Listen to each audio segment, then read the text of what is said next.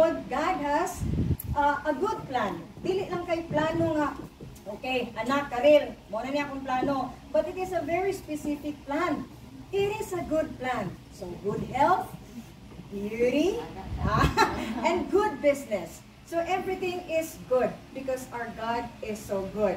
No, God has a plan for you for all your good, not to harm you, but to prosper you in ways nga mo align sa iyahang katuyuan.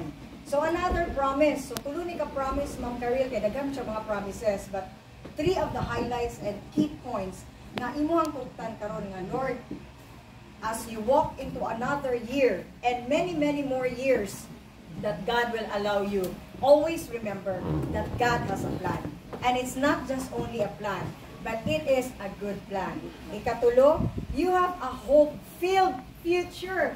Meaning, nice kaayo kay dili siya hopeless. Labi na ka nang ma-stress ta kung asa na puntag isweldo, kung asa na puntag ipamalit og mga stocks nato, kung asa na pud ang ato mga balayronon ug uban pa nga mga problema. But it is a hope-filled, puno sa paglaom. Dili puno sa pagdag-om. Moabot ang panahon nga madag-om ang atong life because it's not a happy days all days, nor even like a honeymoon days, but there are tests in life.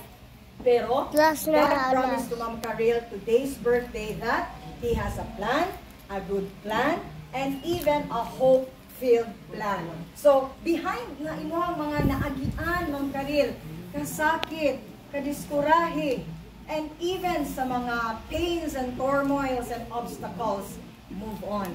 God said to you in this word and promise, no? Na, Ma'am Karil, anak, na ako'y plano nimo.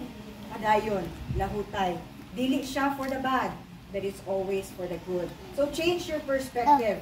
Always remember, lagi Lord ba, naalang ko'y mga gubot pa kaayo sa lupot, akong gihuna-huna karon, pero nagsaad ka sa akong birthday, nga hope-filled plan ka for me. So ipakita ang mga paglaom nga dunay katuyuan, nga mo asenso pa ka sa unsa nga desire sa imong kinabuhi.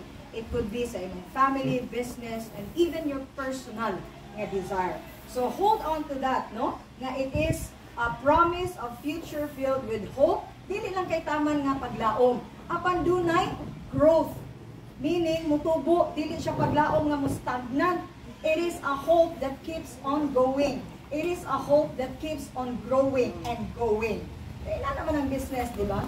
Yeah, it is something for you to go, to grow, and even to call it. Ana, muna siya ang purpose nga gisaad sa Ginoo nga naangkon sa ato ang Ma'am Karil this